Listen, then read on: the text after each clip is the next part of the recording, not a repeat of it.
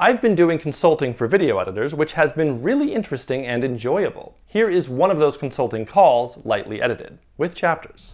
Nice to meet you. It's nice to meet you as well. What are you generally trying to get out of this meeting right now? How to make better YouTube videos from where I am. Okay. What am I kind of missing? What could I improve on? And also a little bit of information on thumbnails. Okay. I don't know if you did thumbnails or if you just did video editing. I did so many thumbnails and I'm so sick of them, but I can tell you what I know. If I can do something like simple, I don't know. I want to make things quickly, I guess. I don't aspire to be a video editor. I aspire to make videos to sell like video games and stuff. Okay, that's good information. To be a video editor. So you've got some videos on your channel that are reviews of other people's games. I have one. I think that's like the only one. Or technically two. And then, do you have any videos about your own game yet? I do. They're very, very low effort. They're just kind of bad devlogs. Okay. Because like a devlog, that's interesting. Like devlogs are fun to watch. And I think that's like the direction you should lean into. But it's not working for a couple of reasons, which I'll get into. So, talking about your 009 sound system video. Yes. Your script for the video is quite problematic. So, the first one you sent to me, yes, you have this whole section at the beginning of like your relationship with music. And I'm so glad that you already figured out that people don't care. Yes. Right? You said, I don't think people care about that. And you cut out a lot of it, but you still have some of that in the video. And I say cut out all of it. All of it, okay. So I got a copy of your script directly from the video. I just used the closed captioning feature. Now, your first sentence is fine. This is the last copy of 009 Sound System, and this is its story. Okay. And you say somewhere like you're focusing on like retention editing is what you call it, where you're trying to keep people watching. That is also, I'm glad you figured that out. That's great. That's what I do as a video editor on YouTube specifically. I am always aware of the retention curve, which goes like this. It always down. And the greatest drop off is right at the beginning, which is where you need to have your most interesting stuff. You have to have your hook. Now, you are filling up, after this sentence, you're filling up your very intro of your video with stuff about your relationship to music, and that's the stuff you need to cut out. Growing up, I never really liked music. I'm probably the only one who truly enjoyed silence, blah, blah, blah. Cut it out. First time I chose to listen to music, Paralyzer Music, strong emotional connection with association was magnificent, blah, blah, blah. Cut that out. And even in your most recent edit, you say my association was magnificent, and there's no Halo music. Like in the first draft, you had like Halo music written down here, but then you don't do that. So now the script doesn't even make sense, right? So, like, first of all, cut it all out. But second of all, if you didn't, then you still have to have the Halo music. Oh, you can only have about 5 seconds before the copyright will kick in. So you could have like a couple of notes and you'll probably be okay, but like, don't quote me on that. I eventually started programming with robotics classes that I took. No, we don't care. We don't care. Here's you need to stop making it about you and make it more about YouTube. And so then we get into the actual meat of what this is talking about, which is, and you don't explain it very well. It took me some time to figure out what this actually is, because first of all, 009 Sound System sounds like it's some sort of music creation software, right? I didn't even know that it was a CD. Okay. Based on your first draft. Like, I don't know what this is. So the thing is, like, there's 2 different perspectives that you need to think about when you're making this video. People who already know what this is, and people who don't. Okay. Right? And you do need to think about, who is my video for?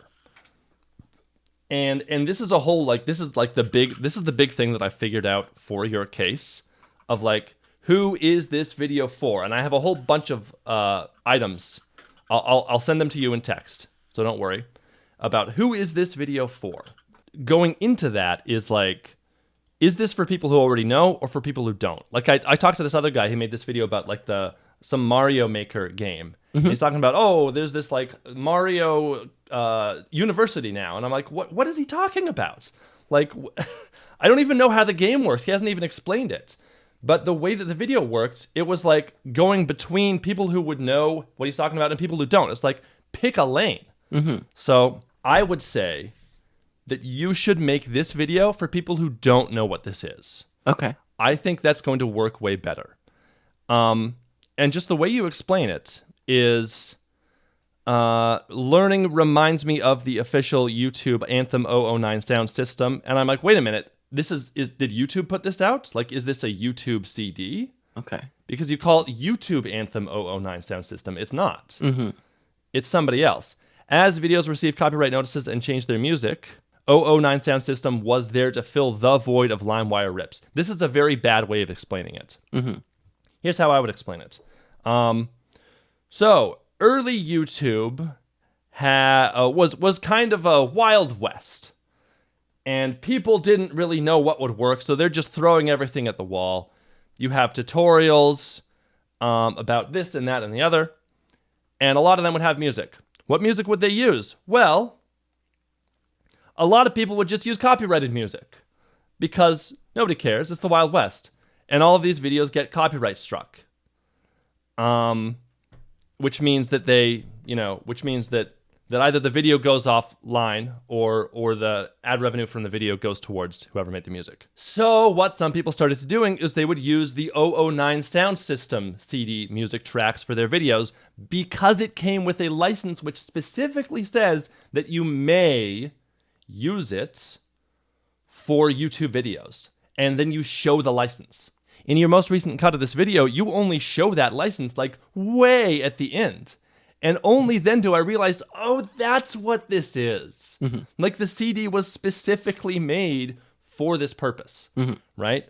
And then at the end, you should actually be talking about, like, wait a minute, they backed out of this, didn't they? Is that what happens? I don't know for sure, but it looks like, yeah.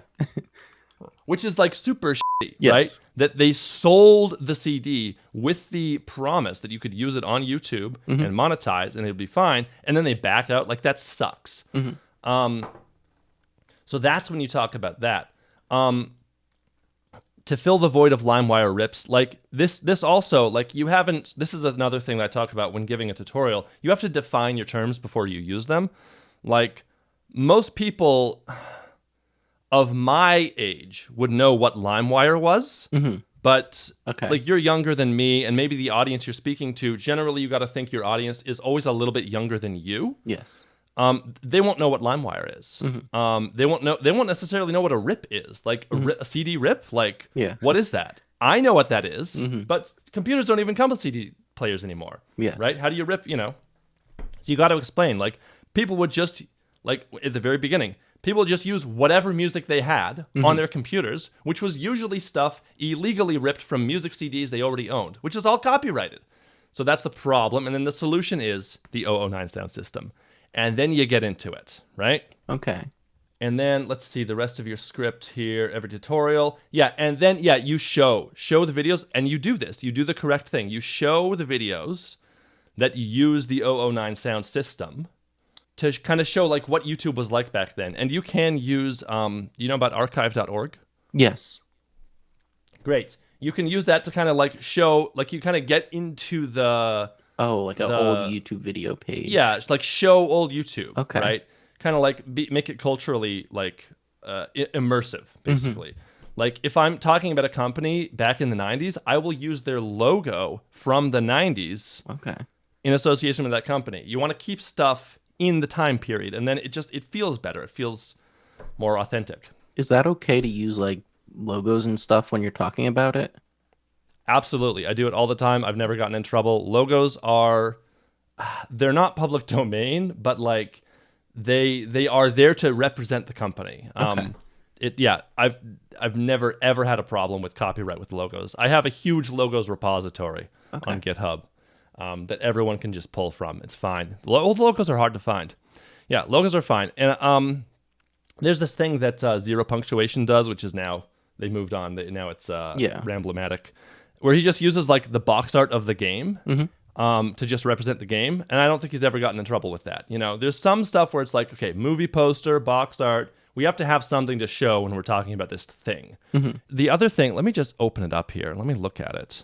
So there's two things going on here that are wrong. Mm-hmm. We can still see, number one, the background of you unboxing this thing. Like, there's still motion going on in the background. Mm-hmm. It's on the edges. This is bad. Okay. One of the fundamental principles I teach is motion attracts the eye. Always keep that in mind. If you want someone to look at something, it should be in motion. If you don't, it shouldn't. Mm-hmm. So if you want us to look at this graphic in the middle, what's up with all this motion going around on the edges? Put a black mat on top so that you block it out. We don't need to see that. Okay. This shouldn't be adhered to super strictly. Like sometimes you have like an animated background and then text on top. And like it's just, when that's done, the background is moving very slowly.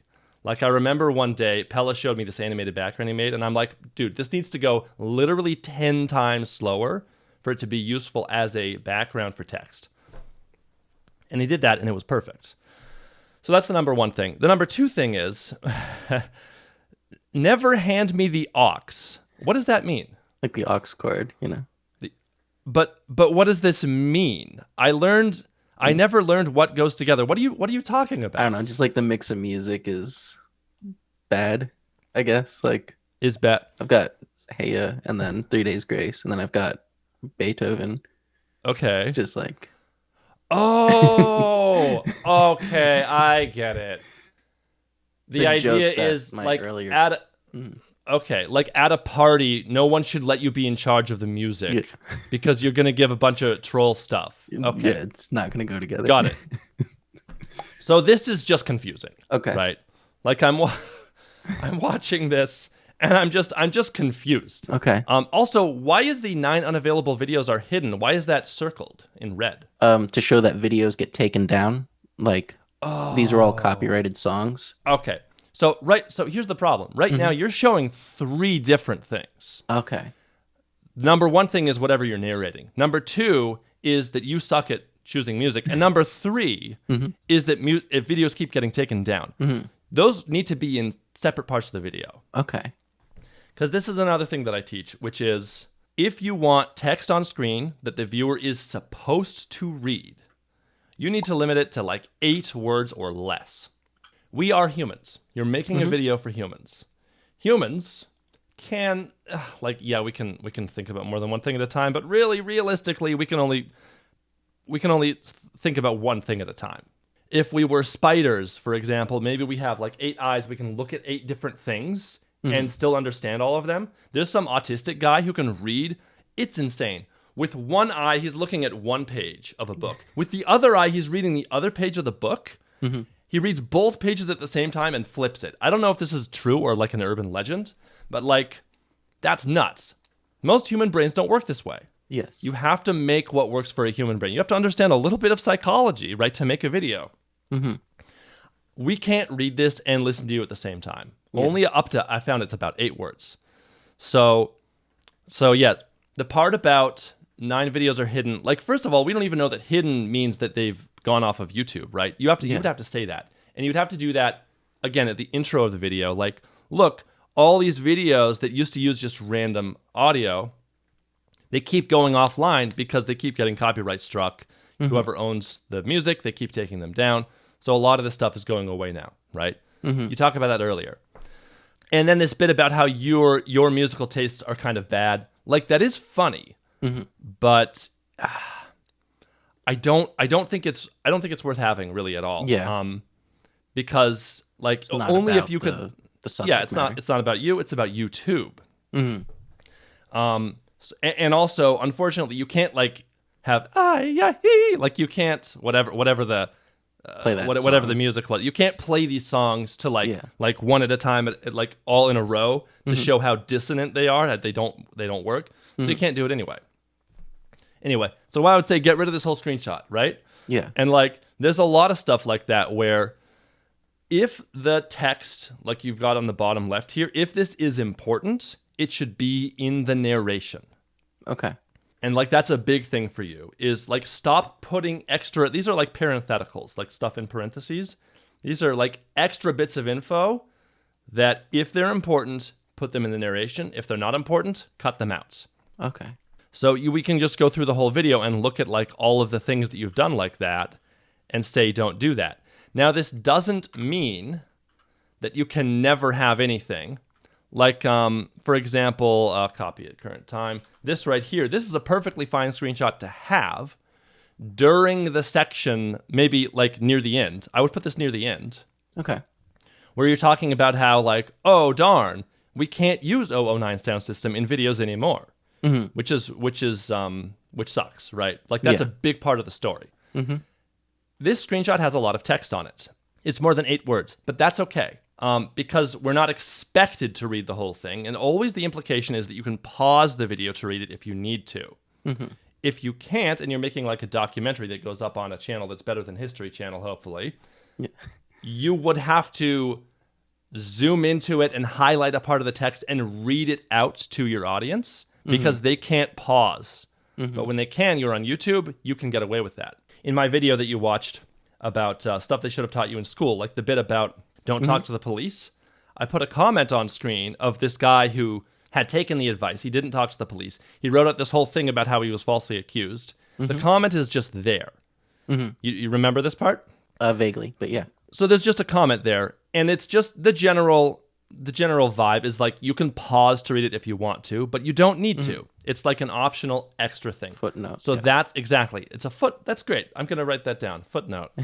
Footnotes are fine. So that's the difference. That's when it's okay to put a bunch of text on screen versus when it's not. I'm going to keep going through here. Let's see. This is what it looked like when I found it. This is just a few seconds later. Again, this is like extra, like say it out loud or don't have it. Okay. I do like the idea that like as you're talking, like the you in the background is unwrapping the CD. Like it kind of works. But again, like you would then, if you got to block out the whole background because we don't want that extra motion, you would then cut it up into segments to fit between those areas where you're filling up the whole screen. Okay. It does work. Are the stills of like pictures, like, is that too boring? Because I've made videos in the past where it's just like, here's the thing in a still image. Yeah, I mean, sometimes it's really not avoidable. There's like a name for it, but like generally what you do is you do like a slow zoom in, or like a slow pan, up or down or side to side. If I do that for like 90% of the pictures, you think that's too much? Well, you always want to vary it up, like so you don't always do the same zoom in because it's agonizing to just always have it be zooming in. It's like, oh come on, kill me. No, it's not too much. Like if it is what it is, then you just do it. So another golden rule of mine is show what the narrator is talking about as they're talking about it. And if it's just a boring picture, then that's fine. Now, if you see that you're showing the same picture for 20 seconds, you should put a lot more effort into finding a different picture that you can also show. Yeah. Right? So find 2 or 3 more pictures that you can show in order along with it. Is the rule like 5 seconds generally? About.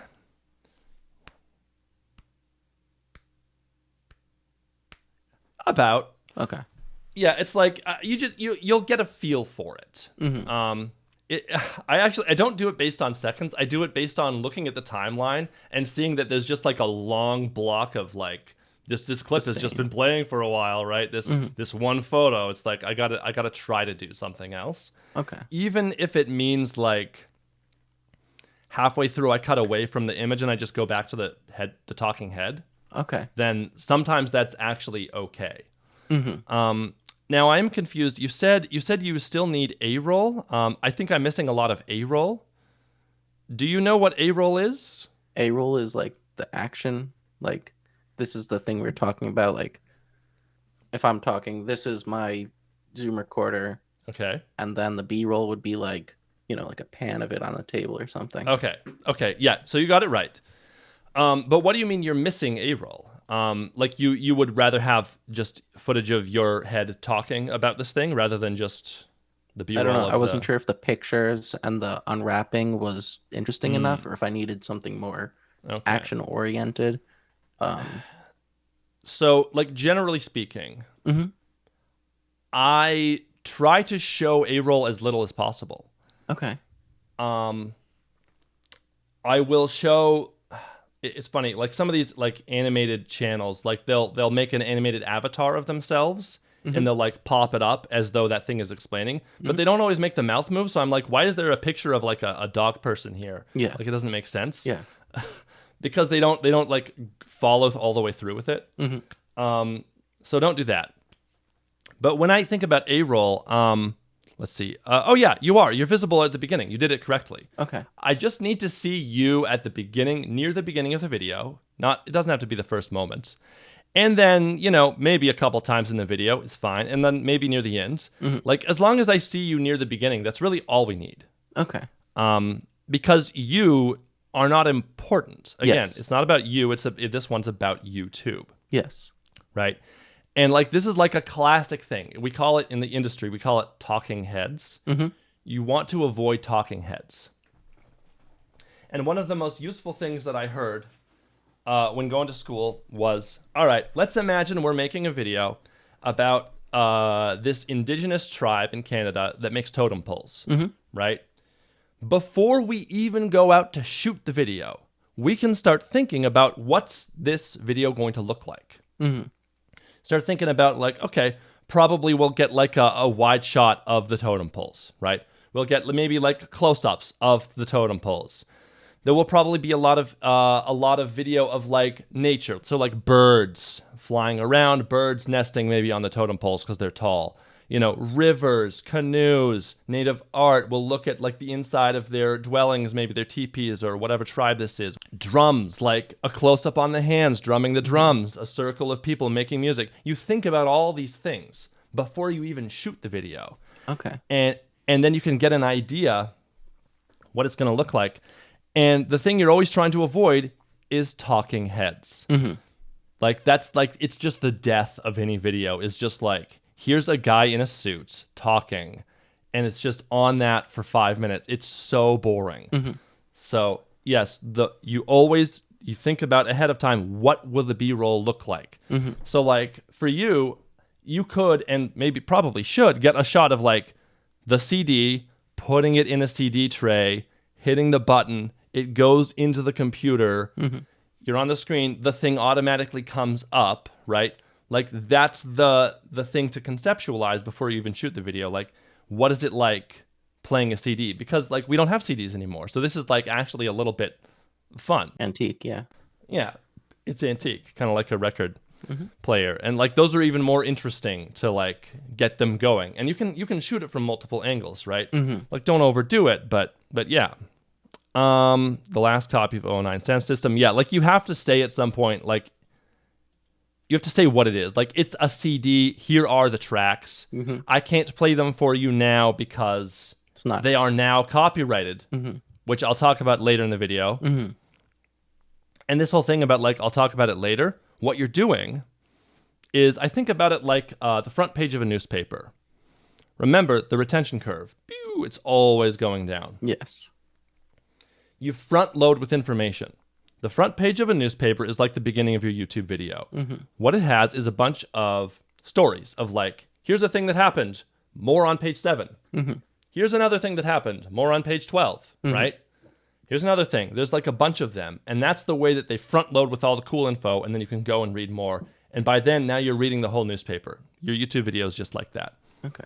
So I wasn't sure if like telling people like, I want to say obvious things like, is like what? Like what is 009 Sound System? I guess you don't know what it is. Maybe you do, but I don't know. I watch a lot of videos, and they'll like with game dev videos, they're like, "What is a game jam?" I've seen somebody explain a game jam 1,000 different ways. I don't know. Okay, that's a really good point that you're making. Like that's a really good point. I gotta write that down. Watch videos where they explain what is a game jam over and over again. So there's 2 ways to deal with this. Number one, if I was one of these YouTubers who made videos about game jams, I would make just one video that explains, the title would just be like, what is a game jam? And make a really good video about that. And then in all my future videos, I can just say, if you don't know what a game jam is, click the video up here to see what a game jam is. But I'm not going to explain it now. You don't even say that. If you don't know what it is, I made a video all about it. And then you move right on. Okay. Because now everyone who knows, they keep watching. Everyone who doesn't, they'll go watch a whole other video of yours. Okay. So that's a great way to deal with it. And we did that a lot for like Tech Quickie, where like you don't have to explain everything because you just say, we explained it in this other video, go watch that. The other thing is, because 009 sound system, like it's such an old thing now it is that you don't see anymore, that's why I would say you should explain it. Okay. You see? It's not as common as game jam videos. Okay. Exactly. That's why I would explain it. And yeah, like you're thinking about the right things. But this is the exception. Okay. Yeah, this is the exception. Yeah, so that's why I would explain. And like I did this for my own video, my Wind Waker speedrun barrier skip video. Like I don't explain what any percent is. I did that on purpose because I made the video for people who understood speedrunning already. But like the most common comment on there is like, what is any percent? It's like, well, crap. Maybe I should have explained. You know what? I'm still okay with the fact that I didn't, because what happened was this became like the video that introduced people to the concept of speedrunning. Okay. So they can just Google like what is any percent and they'll find it out. So I'm not too worried about that. Let's see. So yeah, I would for sure explain what it is and how it was used. Let's see. What else have we got here? So you managed to find the thing. Like that's a fun story of like how hard it was to get the CD. And yeah, you've got some shots of it, you know. CDs are so shiny. Okay. So like this, okay. This shot right here of just the CD sitting there, like, here's the thing. Photos are fine when that's all you have, but you have the CD now. So this shouldn't be a photo. This should be a video.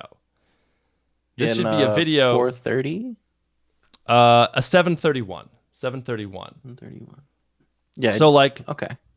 You might as well take a video of this and like you can move the camera a little bit to show that it's shiny. Like, don't just show a bunch of photos because this is you're on YouTube. This is a visual medium.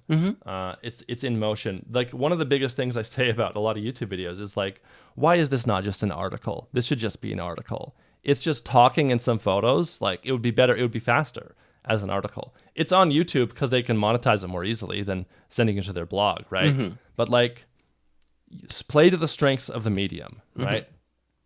Let it be in motion. Let's see. And then, oh my goodness. And then there's like, right after that, there's like a bunch of text. I'm imagining a possible acceleration curve for Google payout. Otherwise, I cannot say why Google will be against 009 sound system. Whatever. If this is important, put it in the narration. Okay. Right? And then later on at H21, we have the license agreement, which... It's kind of long. Why are these two screenshots? Could you have done this as a video, as a screen capture? Did you take these? I did. It's just, I just scrolled down. So what you should do is take screen capture. I use OBS. Okay. Video, and just record. Video, exactly. And then click the down button and just record as you go. That's way better than just taking screenshots and plastering them on there. Again, we're in a moving picture medium, right? Okay. Yeah, like I assumed you couldn't, like you didn't have this. So you had to use crappy screenshots. Yeah. But no, if you can get it better, then get it better. Okay. Let's see. Oh yeah, your cute little thing at the end about, I don't know. This is okay. The very ending, it's fine. It's a little silly. Where I name all the tracks and everything. You're going through the tracks, yeah. Yeah. So that's my thoughts on that video. Of like the biggest issue with it is the structural, like the writing. Like you gotta tell us what it is. You front load it with the interest, and then go from there. The rest of the script is it's fine ?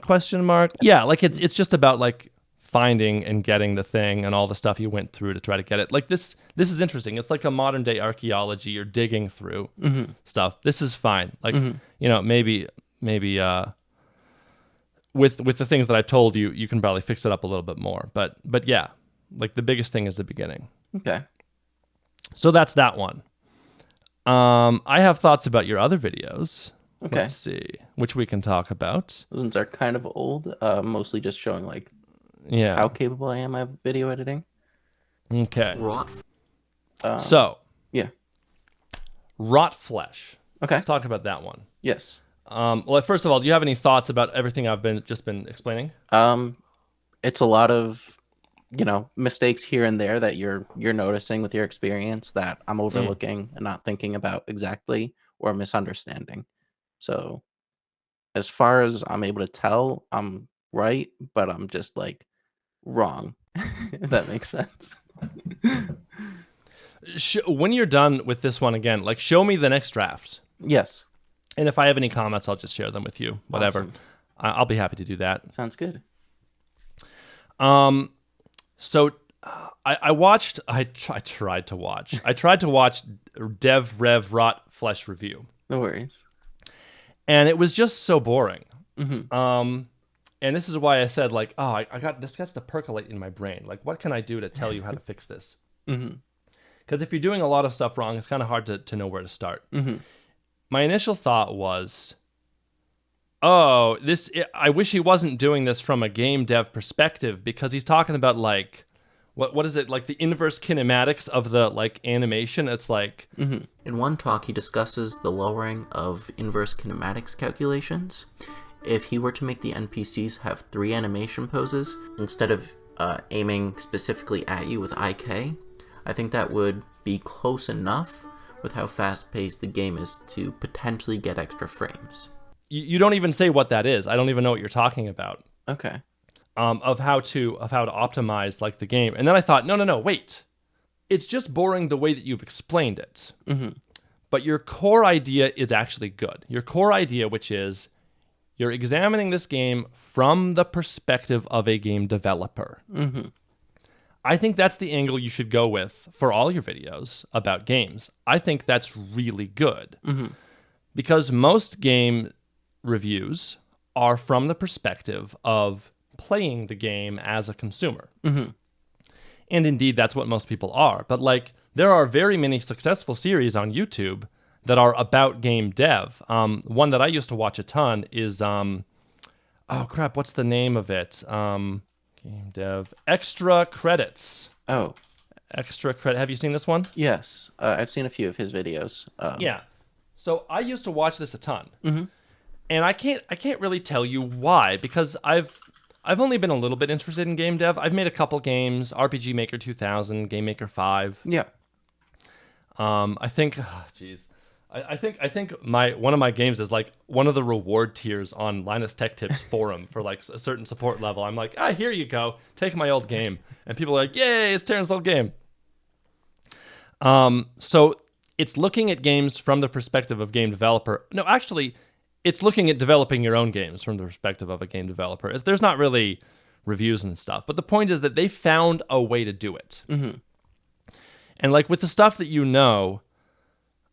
like I would lean into that, but I don't know, it's just so boring. As a no man's land, it divides the level and adds to the vast desert landscape feeling. The second and third area run pretty well at about 35 or more frames per second. If you've kept up with the devlogs, you'd know that Mrs. has upgraded his computer to a pretty nice setup from really low-end computers which he had before. The order of this video just doesn't make any sense. Like there's no roadmap. There's no linear, like you don't even start at the first level and then you go to the second level and then the third level. It's like all over the place. Mm-hmm. You need to like fully talk about a thing and then move on to the next thing. Okay. And then move on to the next thing. I'm going to write that down. And then the order in which you do this is important. Again, generally you want to order in terms of interest. Okay. But the most interesting thing first. What's the most interesting thing about this game? You can take the organs out of the bodies. I was just going to say, you can take organs out of the body. That is very unique. Yes. Like, that's cool. Lead with that. Mm-hmm. And maybe you did. But I don't know. I know it's not too useful to say like I was so bored I couldn't watch the video. Yeah. But that's what it was, right?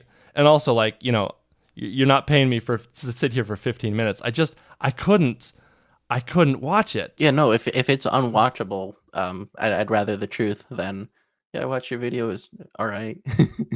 If it's unwatchable, it's unwatchable.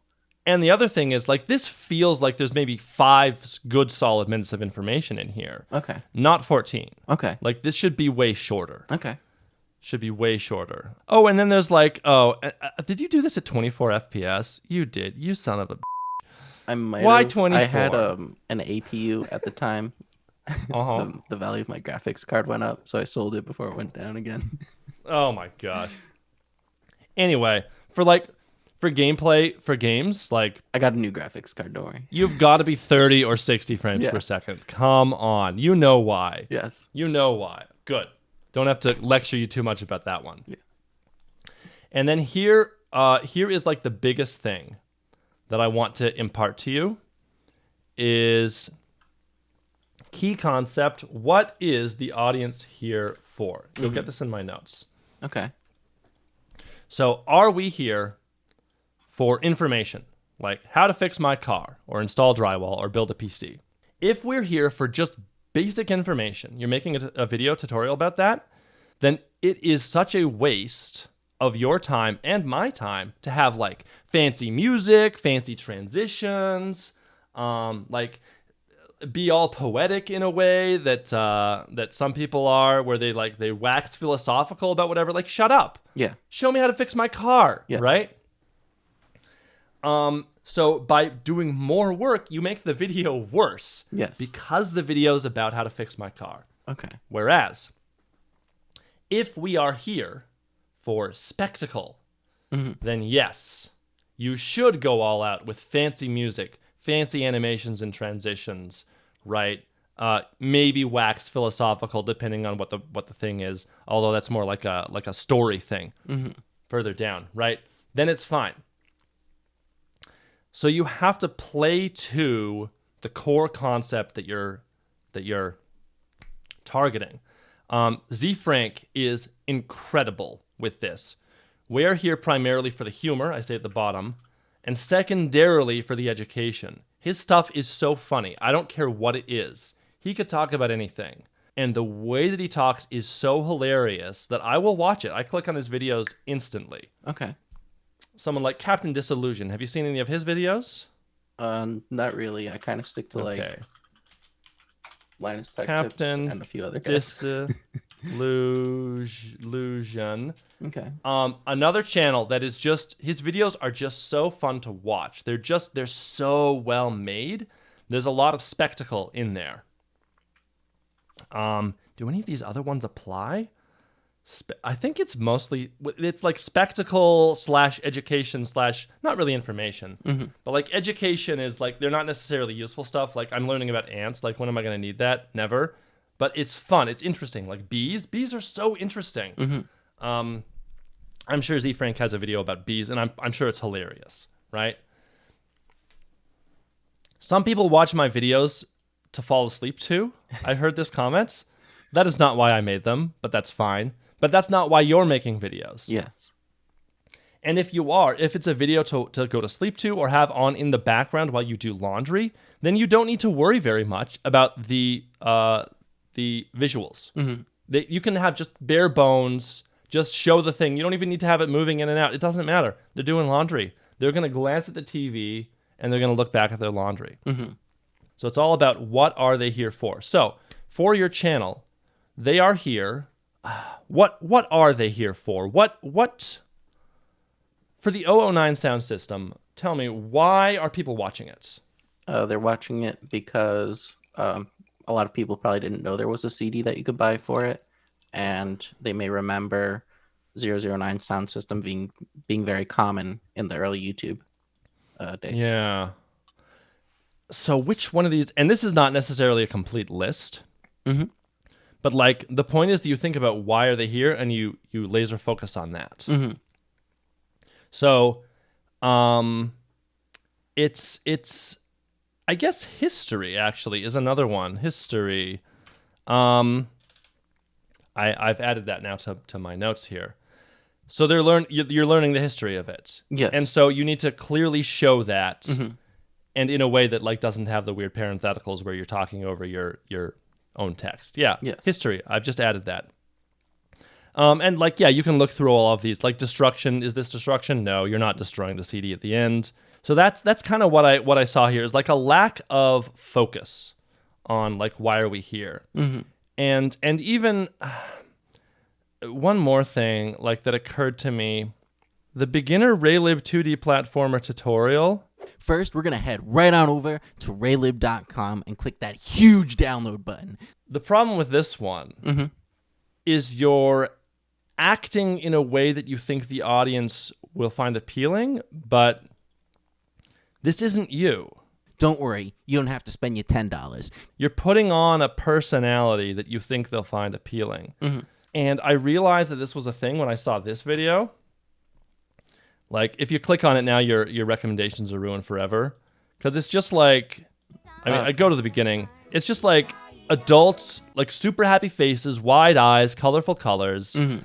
Well, oh, I got my outfit here. Oh my goodness. Like, they're acting in a way that's not them. Because the video's for children. And this is good. Like, they know their audience. This works. It has 110 million views. Clearly, kids love this. But that's not who those people are. So, like, if you were ever going for a kind of like, you want people to eventually get to know you, which I think they should. Because you're doing a devlog. And the game you're making is about you as much as it is about your game. Like, it's an art form. You're expressing yourself through your art. So if you're putting on this like fake personality, like in that video of yours, you can really tell, I guess. I can really tell. Okay. I can really tell. You're imitating something. I don't know what it is, but clearly you're imitating something. And like then you've got this like cutaway to this clip of like this couple dancing on a bed. And it's like, what? Why am I? I was here to learn Raylib. You're wasting my time. Yes. You see, just like I'm here to learn how to fix my car, and you're like putting this random crap in front of me. It's fine to like be funny if you're naturally funny, totally fine. And like one of my clients, he's like, I don't know what it was, but he made a joke about like the tall venti and whatever cups at Starbucks of like talking about the sizes of things he was considering. He used like the word venti instead on purpose. I'm like, that's funny. Like that shows some personality of yours. I said, did you come up with that? And he's like, yeah, I came up with that. Like, that's a good joke. It shows some personality. Let your actual personality exist. It doesn't matter what it is. You could be anything. And people will find it appealing because it's genuine. Okay. Like, I think being genuine is like the most important thing. Like, what are you actually interested in? What is your actual personality? Now, I say this, and like my on-screen persona, it is a persona. It's like 95% me. But I do have to hype up what I'm saying. I have to talk a little louder, with a little more, like you almost like had to imagine you have to speak to the back of the theater. You have to talk louder. Yes. And be a little more exaggerated because people need to be able to see it. Like it's on video, so it's not really the same thing as a theater, but you get the point. Yes. Derek from Veritasium says that the camera subtracts 20% of your enthusiasm. So you have to amp it back up again to get back to actually where you were. And it's true. Like it actually is true. But aside from that, like the little bit of exaggeration of your natural self, don't put on a fake personality. Okay. You'll kill yourself. You'll destroy your soul. Like there's this whole story about a woman who did this, and she's like, "Oh, I hate this. I'm gonna start over again, being who I actually am." So that's my advice there. Yeah, game dev, be who you are. Talk about why you want to make games. Like that's interesting. But like sprinkle it in to your devlogs. Because we don't care about you. Yes. Yet. Yeah. Not yet. What we care about more is like the things you're talking about, and your personality will shine through. Like I didn't start off. Like imagine if I made the I Quit Linus Tech Tips video, and like nobody knew who I was. Like nobody would care. Yeah. Like you don't get to have that payoff of like this emotional moment. Yeah. if we don't set it up way ahead of time of like just little moments of like the things that I would talk about in the bike reviews of like that annoy me personally, like because it's a personal thing, like that's good because like it shows you who I am and it also shows you how you might relate to the thing. But the point is that almost all the videos I made were about the thing. Yes. They were not about me. Them being about me is a secondary thing. It's a secondary thing. It's your personality about talking about the bikes. That's important. Okay. And this, like, I call it parasocial. Like, you just sprinkle it in. And I would do this not even on purpose, but it just kind of happens. Like, people get to know you Yes. as you go along. And eventually they'll care more about things that have to do with you because now they have gotten to know you. But it has to be you. Yes. It can't be some fake weird personality. Okay. So that's my perspective on that. Cool. Those are like the key. What is the audience here for? All right. Questions. I think I understand everything you're saying. I guess if you want to talk a little bit about thumbnails, I know you hate them, but So thumbnails. There's crap. I'll find it for you. I saw a few thumbnail videos. I don't know if you think it's worth buying photo editing program like Affinity. Seems pretty quick to use. My Vegas thing you said was decently all right. No, it was fine. So the big thing about thumbnails is what we would do at Linus Media Group, and I really didn't like doing it, but it really worked. Is open up a tab using incognito mode and just go to the YouTube front page, take a screenshot, bring it into your photo editing program, and put your thumbnail on top of one of them and see if it stands out. Okay. And if it does not stand out, then you need to remake it. Okay. Generally, what this ends up meaning is, and like I said, there's a thing that actually does this automatically for you. I'll try to find it for you. No guarantees. Okay. The colors that stand out the least are black and blue. Okay. White is also not a very good option because white is like the color of the whole interface is white. Although with sometimes it's on black. You don't know. Like if it's on a TV, I think they go with black as the background. But anyway, black and blue stand out the least. And the ones that stand out the most are like bright green and red a little bit. But like you try to get like a color that will stand out and you make the whole background that. So like, yeah, I hate it. But if you go to my channel, Taran Van Hemert, and you look at my capitalism when to quit YouTube video, like the whole thing is red. Okay. And I did that. I cut myself out first, and then I added like some sort of blending mode onto the background to make it more red. The whiteboard, well, it's white. It's not red. Yeah. But I made it red explicitly just to stand out. Like that's the first thing is like the whole thing should be something that stands out. And then you go into more detail from there. I really like what I accidentally did with like evil was in white. That it like it stands out. I'm like, oh great, I'll also have do it in white. To make it clear what we're talking about. And then the rest, it's like, it's not great, but I really wanted to have like, it look like a classroom whiteboard. And that was important to me. So I actually zoomed out a little bit further on the background because my cutout is like from a different moment. Yes. I had just the background. I zoomed out so you can see like the bottom of the whiteboard with like the markers and erasers. You can see like the stuff around the whiteboard. You can see some of the text on the whiteboard. The point is like, it looks like I'm in front of a whiteboard. That was important to me, even though it's not white. So I made sure to make that happen. My thumbnails generally are not really that great of thumbnails, but like generally I just try to have a really colorful background and I cut out the character in front of it and I'll probably put like some sort of a slight white glow. Okay. To make them pop out. Because here's the thing. Here's the other thing. Here's the big thing. This is 2-dimensional, not 3D. One of the most common things that designers get asked for is, can you make it pop? It's a very frustrating thing to be asked because it doesn't make any sense. Well, it does when you realize that we are creatures who live in a three-dimensional universe. And suddenly, we have to look at something that's two-dimensional. And when you have something two-dimensional, you have to make sure that the silhouette reads clearly. That's my big thing about thumbnails. Write it down. The silhouette must read clearly. Thumbnails. And this is a big thing in animation.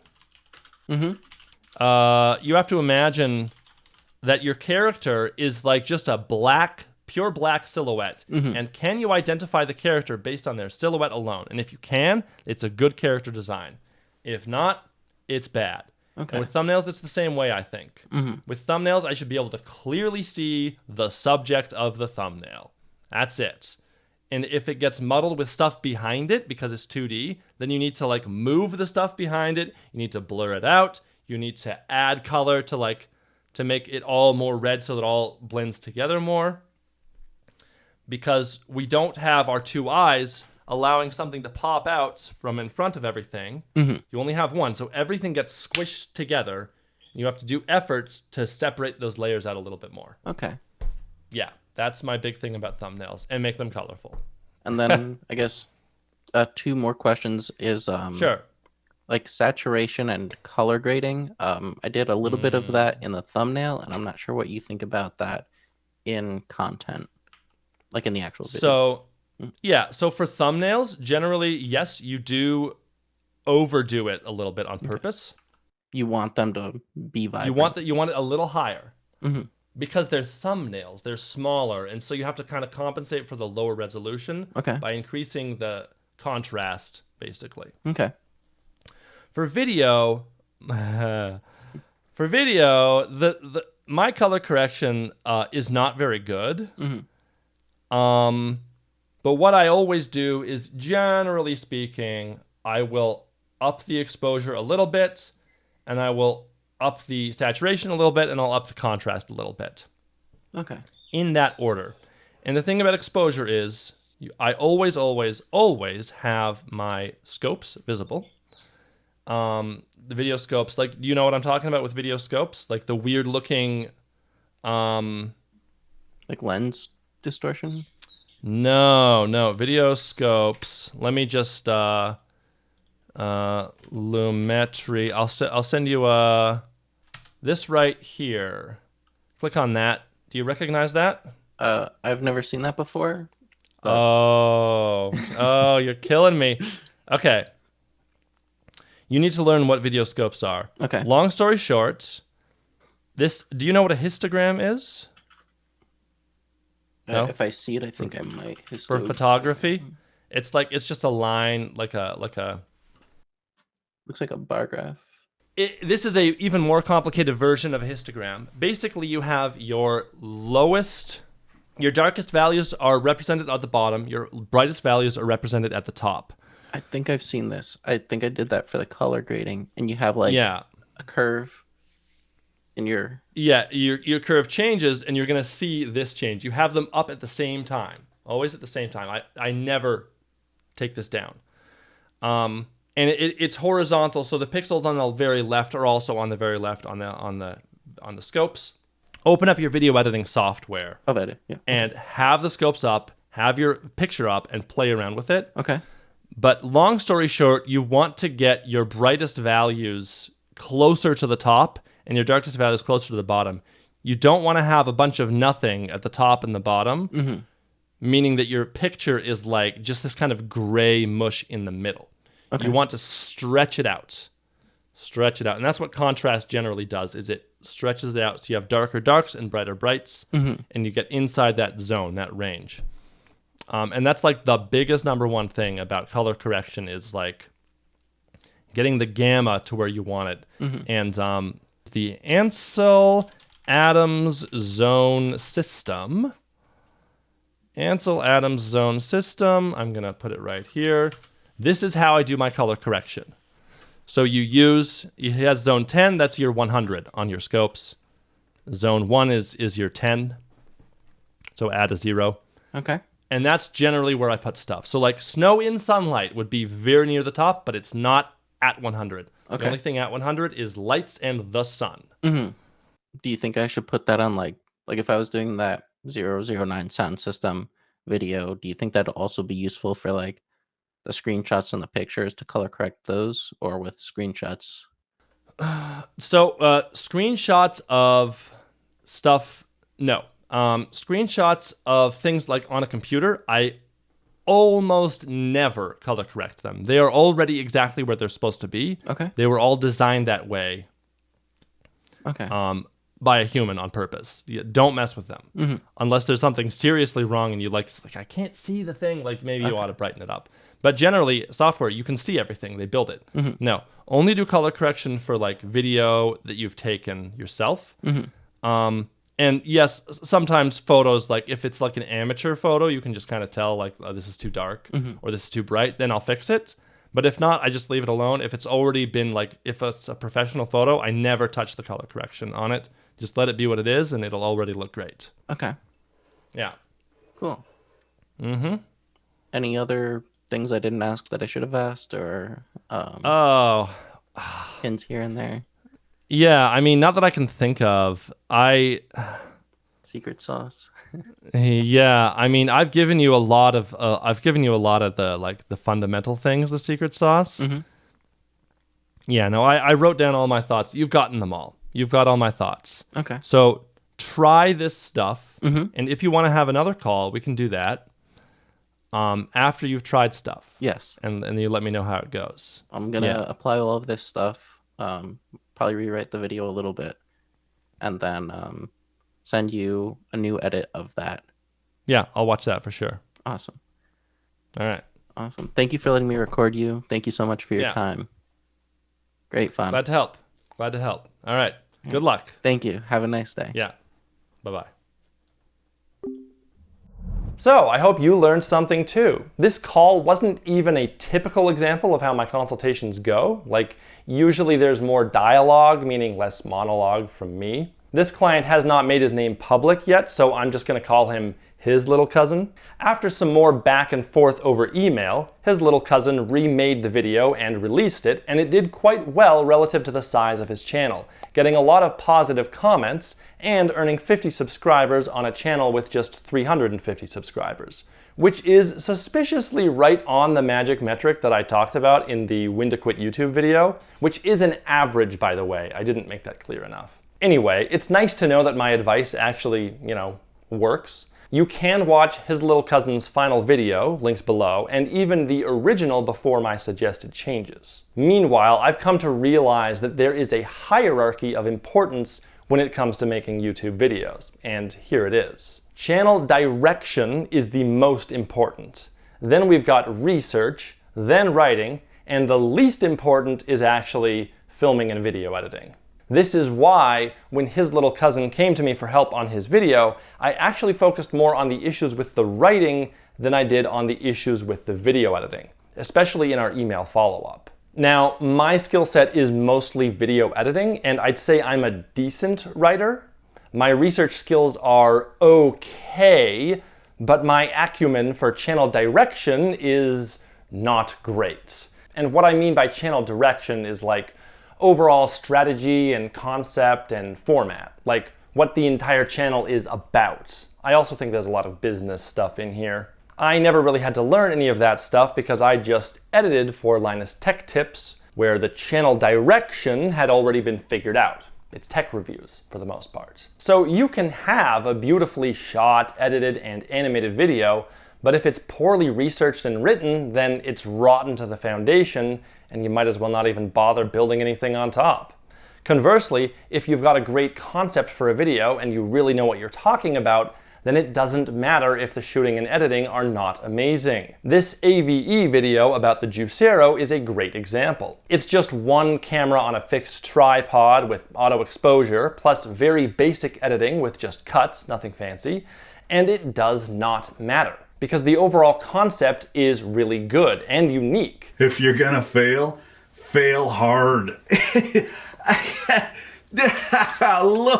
That's the channel direction. And the host is extremely knowledgeable on the topic, that's the research already done, and the way he talks is really funny and informative, that's the writing. And they spontaneously weld together. Got waffle face injector pins, tapered roller bearings. Look at the size of her. So, if you ever consult with me, just know that channel direction is not really one of my areas of expertise. And I do believe that it is more important than the quality of the video editing. And I'm saying that as a video editor. I really should get a website up for this, but in the meantime, the instructions are the same. If you want to consult with me, email taranvhbusiness@gmail.com and start your subject line with CS. It's 150 Canadian loonies per hour. A loonie is $1. His little cousin says, "You're an honest mentor. The work is difficult, but the results are spectacular," which is very nice. Thank you. Tune in next time to see my office makeover and some amazing custom wall art from one of my consulting clients. After that, I've got a video all about transitions. That's all for now. Bye.